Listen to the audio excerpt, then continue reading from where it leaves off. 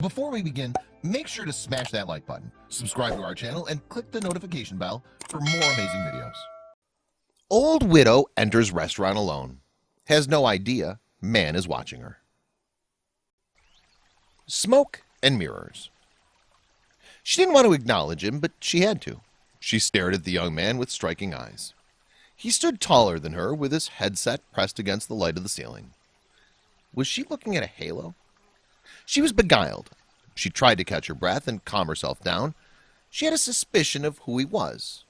But could it be true?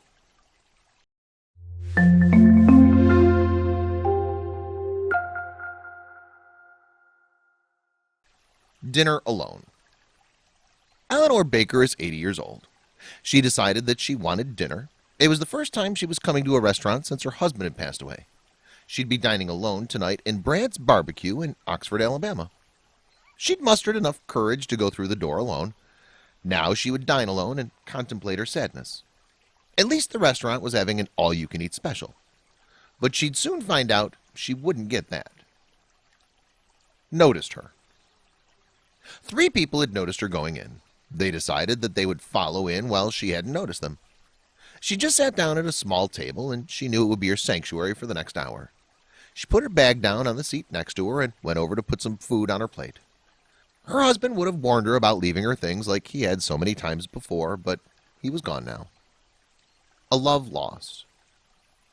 There was a lot of food for her to eat, and she found a lot that she liked. She also got the food her husband used to love. It was a habit of hers.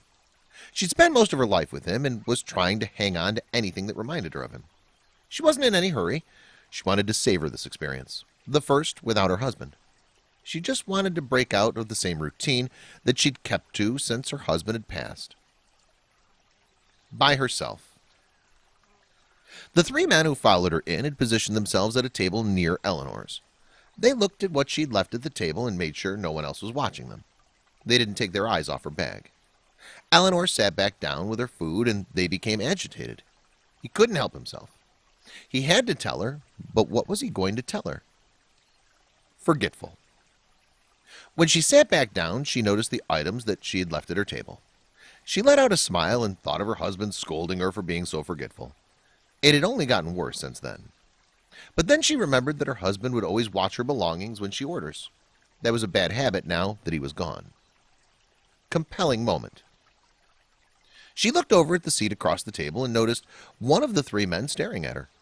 She didn't pay it much mind, but then he rose up out of his chair and started making his way towards her. She didn't want to acknowledge his presence, so she looked at her food. What did this man want?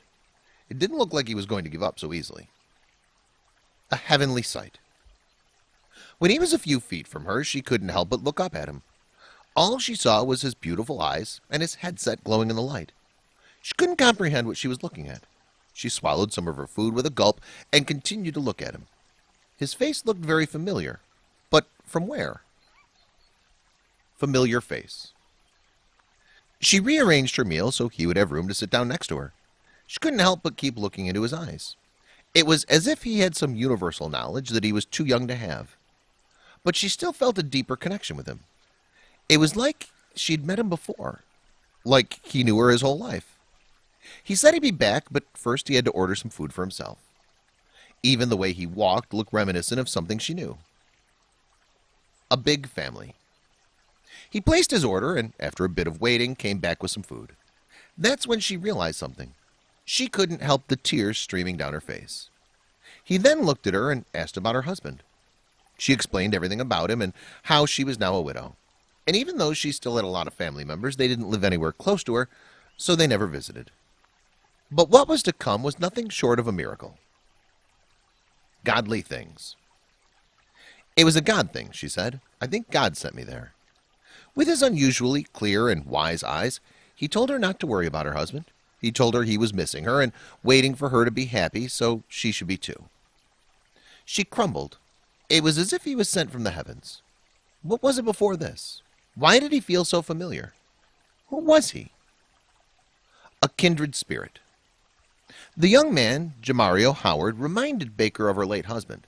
The food he ordered was all his favorites. The way he spoke, the way he walked, his friendly and caring demeanor as he asked her for a seat.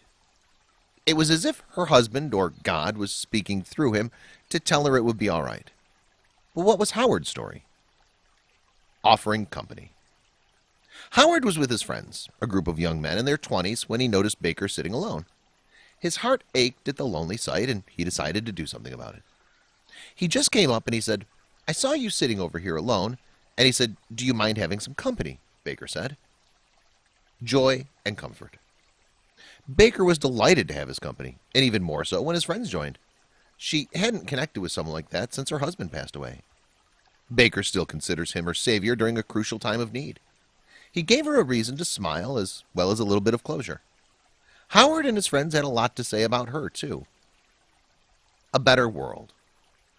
When you make that kind of connection with somebody, it's hard to let go, said one of his friends. They continue to meet up with Baker.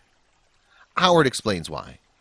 "I'm not rich, I'm not famous, I'm not very smart either, so I can't be president, but we can show the world it's all right to be kind.